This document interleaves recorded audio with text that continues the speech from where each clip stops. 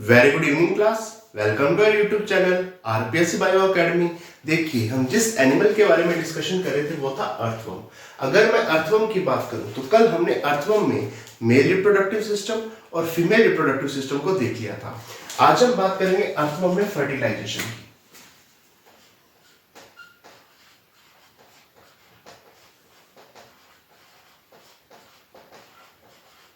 अगर मैं अर्थवर्म में फर्टिलाइजेशन की बात करूं तो यहां पर क्रॉस फर्टिलाइजेशन पाया जाता है।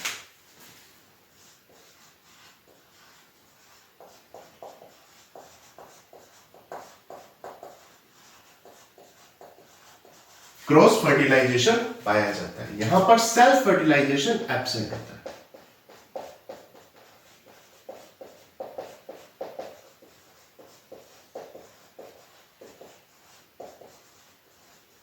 क्यों? क्योंकि यहां पर प्रोट्रेंडरस कंडीशन पाई जाती है। प्रोट्रेंडरस कंडीशन पाई जाती है। Male reproductive part first develop हो जाता है। मेल रिप्रोडक्टिव पार्ट पहले डेवलप हो जाता है, जिस कारण से यहां पर सेल्फ फर्टिलाइजेशन नहीं हो पाता। कैसा होता है क्रॉस फर्टिलाइजेशन? क्रॉस फर्टिलाइजेशन कैसा होता है? यहां पर जो दो अर्थवर्म है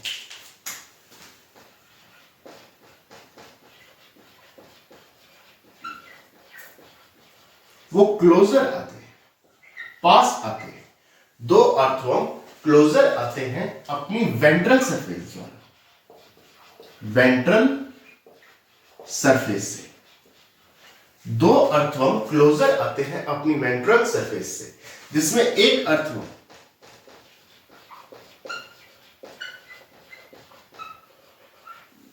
मेल जेनाइटल पोर द्वारा, मेल जेनाइटल पोर द्वारा, एक अर्थवर्म अपने मेल जेनाइटल पोर द्वारा अपने स्पर्म को डिस्चार्ज कर देता है, अपने स्पर्म को डिस्चार्ज कर देता है दूसरे अर्थवर्म के स्पर्मेथिकल पोर में। एक अर्थवर्म अपने मेल जेनाइटल पोर से स्पर्म को डिस्चार्ज कर देता है दूसरे अर्थवर्म के स्पर्मेथिकल पोर में, और स्पर्मेथिकल पोर से ये स्पर्म स्पर्मेथिका में आ जाते हैं।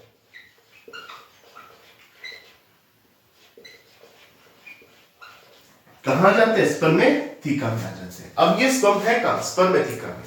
अब क्या होगा? कोकून का फॉर्मेशन होगा।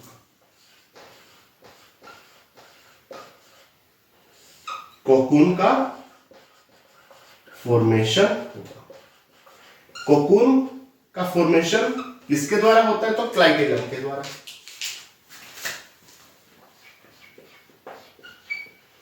क्लाइटेलम के ग्लैंडुलर पार्ट द्वारा।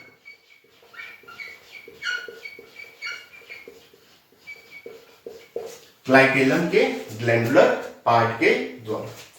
यहां पर देखो, एक पाई जाएगी यूनिसेलुलर म्यूकस ग्लैंड,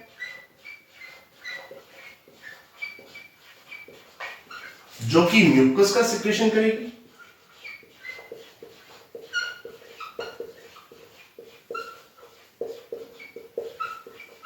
म्यूकस का सिक्रेशन करेगी। एक पाई जाएगी एल्बुमिन सेल, एल्बुमिन का सिक्रेशन करेगी। और एक पाई जाएगी cocoon secreting glands,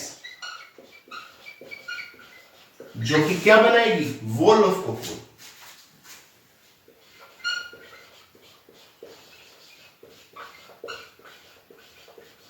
wall of cocoon. और इस तरह से यहां पर कोकून का फॉर्मेशन हो जाएगा। कोकून का फॉर्मेशन यहां पर हो जाएगा। देखिए, फर्टिलाइजेशन यहां पर क्रॉस फर्टिलाइजेशन होगा, सेल्फ फर्टिलाइजेशन एब्सेंट। क्यों? क्योंकि प्रोट्रेंडरस कंडीशन यहां पर पाई जाती है। दो अर्थवर्म क्लोजर आएंगे वेंट्रल सरफेस से। अर्थवर्म का मेल जेनिटल पोर अपने स्पर्म को डिस्चार्ज कर देगा स्पर्मेथिकल पोर से, और वही स्पर्म कहां जाएंगे, स्पर्मेथिका में आ जाएंगे। कोकून का फॉर्मेशन होगा क्लाइटेलम के ग्लैंडुलर पार्ट से। यहां पर यूनिसेलुलर म्यूकस ग्लैंड म्यूकस का सिक्रेशन करेगी, एल्बुमिन सेल एल्बुमिन का सिक्रेशन करेगी, और cocoon secreting glands wall of cocoon बनाएगी, जिससे कोकून का फॉर्मेशन यहां पर कंप्लीट हो जाएगा। अब आगे क्या होगा,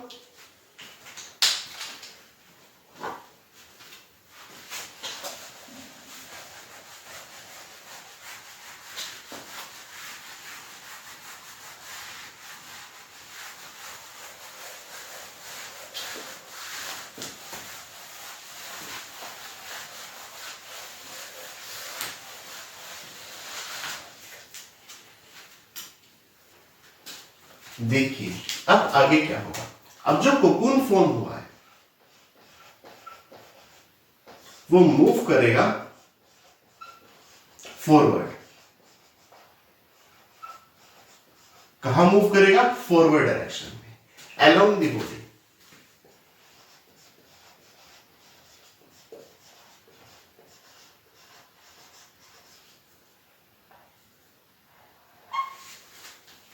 अब ये जो कोकून है ये मूव करेगा फॉरवर्ड डायरेक्शन में अलोंग दी बॉडी। सबसे पहले ये कोकून कहां जाएगा, देखो जैसे ये कोकून फीमेल जेनाइटल पोर पे आया या फीमेल जेनाइटल अपर्चर के पास आया तो ये ओवा को रिसीव करेगा। इसे रिसीव करेगा, ओवा को रिसीव करेगा। कोकून अब मूव हो रहा है फॉरवर्ड डायरेक्शन में अलोंग द बॉडी। जैसे ही वो फीमेल जेनाइटल पोर के पास आया तो यहां से ये ओवा को रिसीव करेगा, और जैसे ही ये स्पर्मेथिका के पास आएगा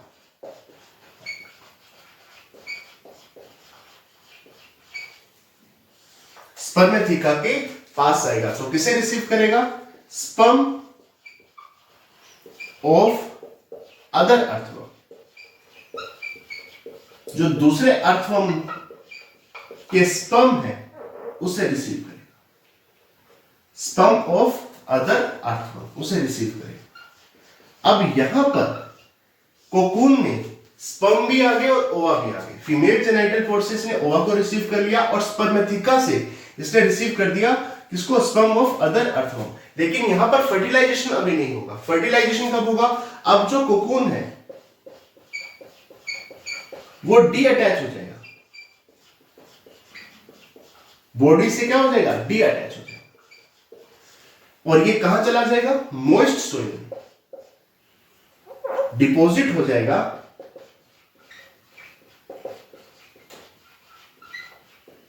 मॉइस्ट सोइल, जैसे ही ये मॉइस्ट सोइल में डिपॉजिट हो जाएगा उसके बाद फर्टिलाइजेशन होगा।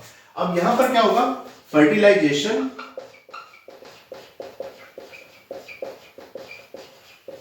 occur after the cocoon deposited in a moist place. moist place. Fertilisation बाद में होगा जब कोकून जो है वो किसी मोइस्ट प्लेस पे आ गया, ठीक है। जो कोकून है वो डीअटैच हो गया बॉडी से। अब जब कोकून किसी मॉइस्ट सॉइल में आ गया तब यहां पर फर्टिलाइजेशन होगा। तब क्या होगा, फर्टिलाइजेशन। इस प्रकार का फर्टिलाइजेशन एक्सटर्नल फर्टिलाइजेशन कहलाता है।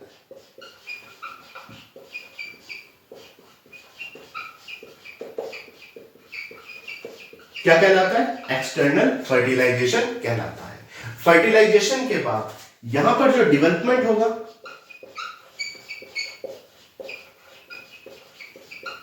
वो कोकून नहीं होगा, नो लार्वा स्टेज।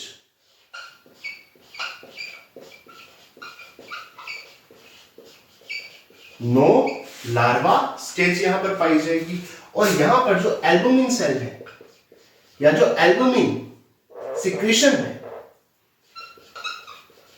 ये एल्बुमिन सिक्रीशन इसे न्यूट्रिशन प्रोवाइड करवाएगा, न्यूट्रिशन प्रोवाइड करवाएगा, और यहां से बेबी अर्थवर्म का फॉर्मेशन हो जाएगा। बेबी अर्थवर्म का फॉर्मेशन यहां पर हो जाएगा। कोकून की बात की जाए, ये मूव होगा forward along the body, female genital port से ओवा को रिसीव करेगा और स्पर्मेथिका से स्पर्म रिसीव करेगा जो कि दूसरे अर्थवर्म के लिए। ठीक है, अब जो कोकून है वो डीअटैच हो जाएगा बॉडी से और डिपॉजिट हो जाएगा मॉइस्ट सोइल में। जैसे ही ये मॉइस्ट सोइल में डिपॉजिट होगा उसके बाद फर्टिलाइजेशन होगा, इसे एक्सटर्नल फर्टिलाइजेशन कहते हैं। ठीक है, डेवलपमेंट इसका कोकून में ही होगा, कोई लार्वा की स्टेज नहीं बनेगी और यहां पर बेबी अर्थवर्म फॉर्म हो जाएंगे। जो एल्बुमिन सेल्स है या एल्बुमिन का जो सिक्रीशन था वो इसे न्यूट्रिशन प्रोवाइड करेगा। अब आगे बात करते हैं।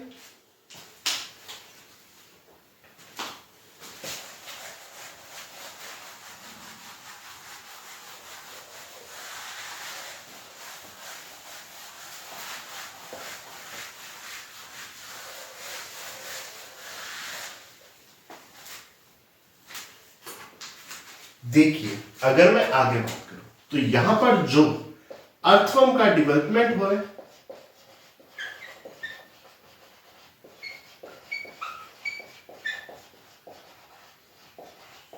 कोकून में हो रहा है।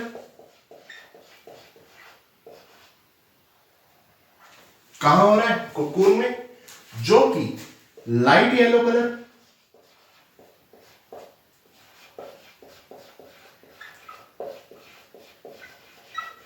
Light yellow colour and Oval shape है।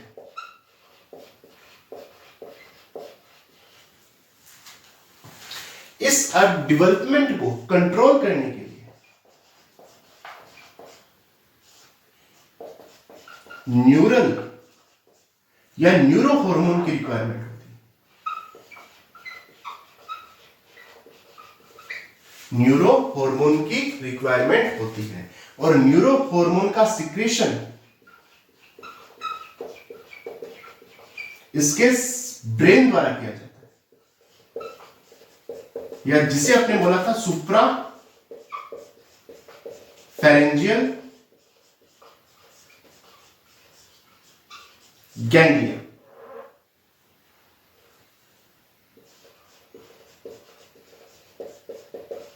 सुप्रा फेरेंजियल गैंग्लिया द्वारा न्यूरो हार्मोन का सिक्रेशन किया जाता है। अगर मैं जुवेनाइल अर्थवर्म की बात करूं,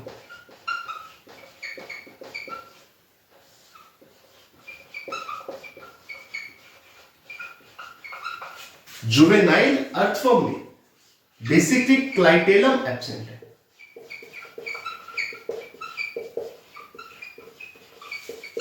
जबकि मैच्योर अर्थवर्म में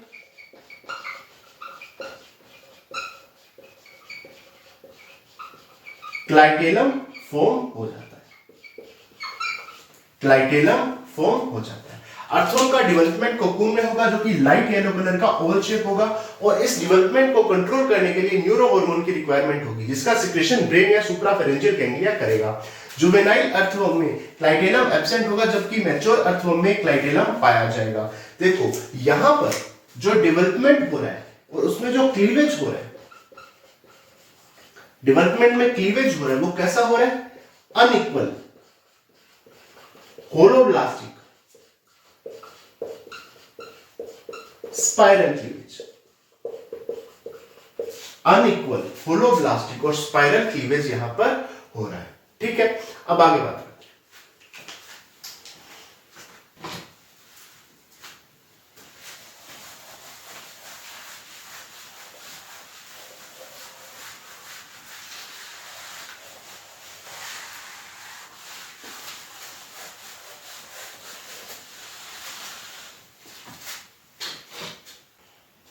देखिए पहली बात, इसके लाइफ स्पैन की अगर मैं बात करूं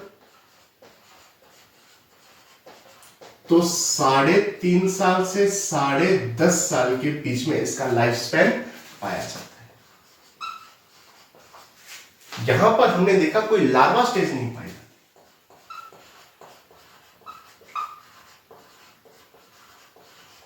no larva stage. Life span कितना है? 3.5 से 10.5 साल के बीच में। मोनोसिस्टिस,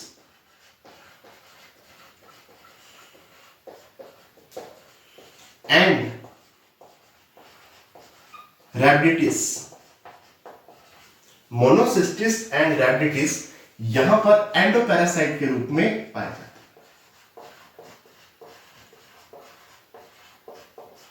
अर्थवर्म में एंडोपैरासाइट के रूप में पाए जाते हैं। अगर मैं अर्थवर्म की इकोनॉमिक इंपॉर्टेंस की बात करूं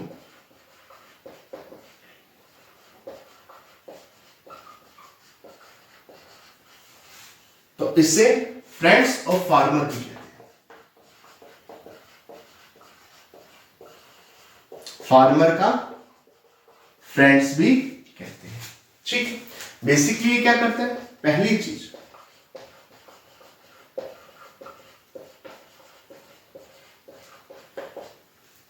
बोरो दिस सोइल, सोइल में छेद करता है जिससे अरेशन एंड वाटर इनफिल्ट्रेशन इंप्रूव होता है।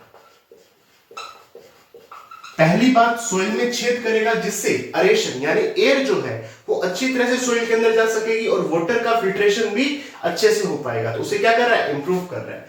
सोइल की फर्टिलिटी को इंप्रूव करता है। सोइल की फर्टिलिटी को इंप्रूव करता है। इसकी कास्टिंग में नाइट्रोजन, फॉस्फोरस और सोडियम पाए जाते हैं। ठीक है, इसकी कास्टिंग में नाइट्रोजन, फॉस्फोरस और सोडियम पाए जाते हैं जो कि सोइल को फर्टाइल बनाते हैं। सोइल को फर्टाइल बनाते हैं। ये नेचुरल फर्टिलाइजर है।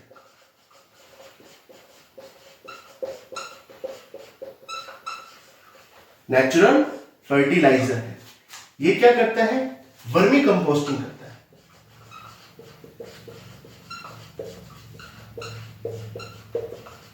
वर्मी कंपोस्टिंग करता है। कैसे करता है? जो नेचुरल वेस्ट है,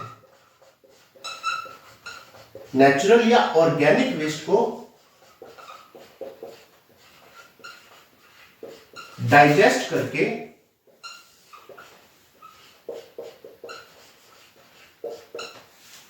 नेचुरल या ऑर्गेनिक वेस्ट को डाइजेस्ट करके उसे वर्मी कंपोस्ट में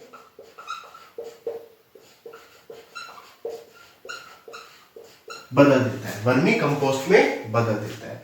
बोरो द सोइल, सोइल में छेद करता है जिससे अरेशन और वाटर इनफिल्ट्रेशन इंप्रूव होता है। सोइल में फर्टिलिटी को इंप्रूव करता है। इसकी कास्टिंग में सोडियम, फॉस्फोरस और नाइट्रोजन पाए जाते हैं जो कि सोइल को फर्टाइल बनाते हैं। नेचुरल फर्टिलाइजर है। वर्मी कंपोस्टिंग करता है। ये जो नेचुरल या ऑर्गेनिक वेस्ट होता है उसे डाइजेस्ट करके वर्मी कंपोस्ट खाद में चेंज कर देता है। और अगर मैं आगे बात करूं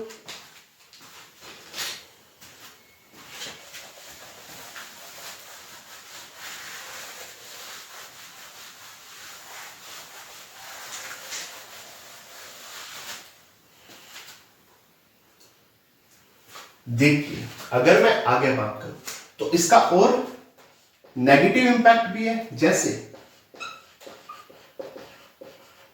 पेरियोनिक्स की अगर मैं बात करूं तो इलायची के पौधे को नुकसान पहुंचाता है।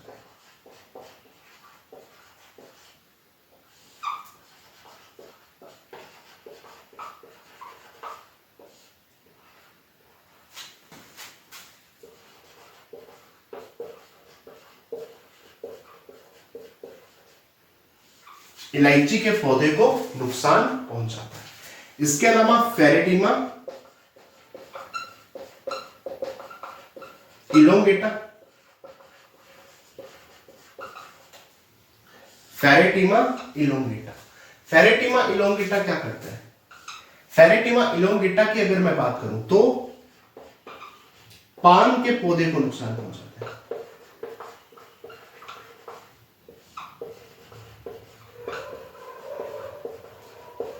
पान के पौधे को कौन नुकसान पहुंचा रहा है? फेरेटिमा इलोंगेटा। इसके अलावा मेलेबेरिया पैडोडिकोला, धान को नुकसान पहुंचाता है, चावल को।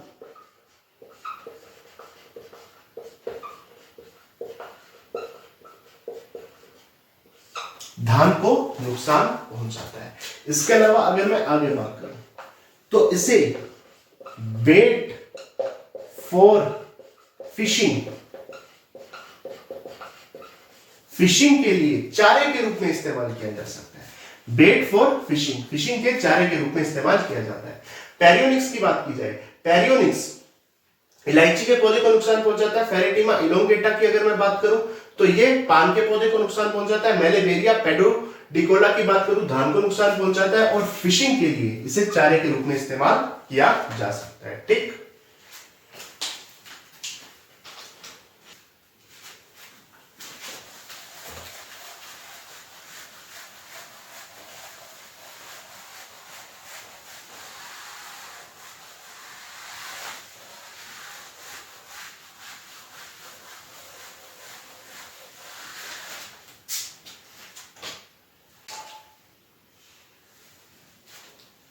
देखिए जैसे ये question grade 1 RPSC first grade 2018 में आया हुआ क्वेश्चन है।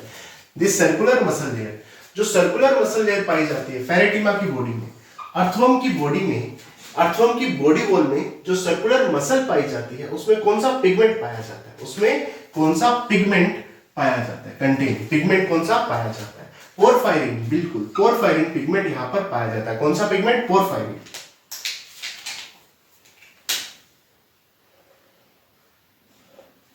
ठीक है, क्लोरोक्लोरीन और हीमोग्लोबिन, हीमोग्लोबिन ब्लड में पाया जाता है और उसे क्लोरोक्लोरीन यहां पर कहा जाता है। उसे अर्थों में क्या कहते हैं, क्लोरोक्लोरीन कहते हैं। ठीक है, तो उत्तर क्या जाएगा, पोरफायरिन का जाएगा। ठीक है, ये वाला क्वेश्चन ग्रेड 1 2011 में आया हुआ है। आरपीएससी फर्स्ट ग्रेड 2011 में आया हुआ क्वेश्चन है। इन विच सेगमेंट ऑफ अर्थवर्म सीटी आर एब्सेंट, इसमें कौन से ऐसे सेगमेंट है जहां पर सीटी नहीं पाई जाती। फर्स्ट सेगमेंट में सीटी नहीं पाई जाती, लास्ट सेगमेंट में सीटी नहीं पाई जाती, पहले 13 सेगमेंट में सीटी पाई जाती है, क्योंकि फर्स्ट सेगमेंट में तो एब्सेंट होती है, बाकी बाद में पाई जाती है। तो ये गलत हो गया। 14वें, 15वें और 16वें खंड में सीटी नहीं पाई जाती। ठीक है, पहले सेगमेंट में सीटी नहीं पाई जाती, दूसरे सेगमेंट लास्ट सेगमेंट में सीटी नहीं पाई जाती, 14वें, 15वें, 16वें सेगमेंट में सीटी नहीं पाई जाती। तो ए और सी, ए और सी, सी तो गलत है तो ये तो गलत हो गया। बी और सी, बी और सी, सी तो गलत है, ये भी गलत हो गया क्योंकि उसने पूछा एब्सेंट, नहीं पाई जाती। A B C, A B C, सी तो गलत है, ये भी गलत हो गया, तो उत्तर चला गया ए बी डी। पहले सेगमेंट में सीटी नहीं पाई जाती, लास्ट सेगमेंट में सीटी नहीं पाई जाती, और 14वें, 15वें, 16वें जहां पर क्लाइटेलम पाया जाता है वहां पर सीटी नहीं पाई जाती। तो उत्तर क्या जाएगा, चौथा आंसर जाएगा। ठीक है, chloragogen cells, chloragogen cells in found of Pheretima posthuma, Pheretima posthuma में जो क्लोरेगोजन सेल्स पाई जाती है वो किसमें हेल्प करती है, वो लीवर के समान है और एक्सक्रीशन में हेल्प करती है, लीवर के समान है और एक्सक्रीशन में हेल्प करती है। ठीक है, ये question assistant professor zoology 2020, assistant professor zoology 2020 या यूं कहूं तो कॉलेज लेक्चरर 2020 में आया हुआ क्वेश्चन है। Larva is not found in the life history of, larva किस की लाइफ हिस्ट्री में नहीं पाया जाता। एस्केरिस में लार्वा पाया जाता है, टीनिया में पाया जाता है, फ्रॉग में पाया जाता है, फेरेटिमा में लार्वा नहीं पाया जाता, अर्थवर्म में लार्वा नहीं पाया जाता। Ovaries in earthworm are, earthworm में जो ओवरीज पाई जाती है वो कौन से सेगमेंट में पाई जाती है। ठीक है, 8वें और 9वें सेगमेंट में नहीं, 14वें से 16वें सेगमेंट में नहीं, 12वें और 13वें सेगमेंट में नहीं, केवल 13वें सेगमेंट में, केवल 13वें सेगमेंट में आपको यहां पर ओवरीज मिलेगी। ये क्वेश्चन ग्रेड 1 2011 में आया हुआ क्वेश्चन है। तो ये वो क्वेश्चंस थे जो आरपीएससी के एग्जाम में आए हुए हैं और वो अर्थवर्म से थे। ठीक है, थैंक यू।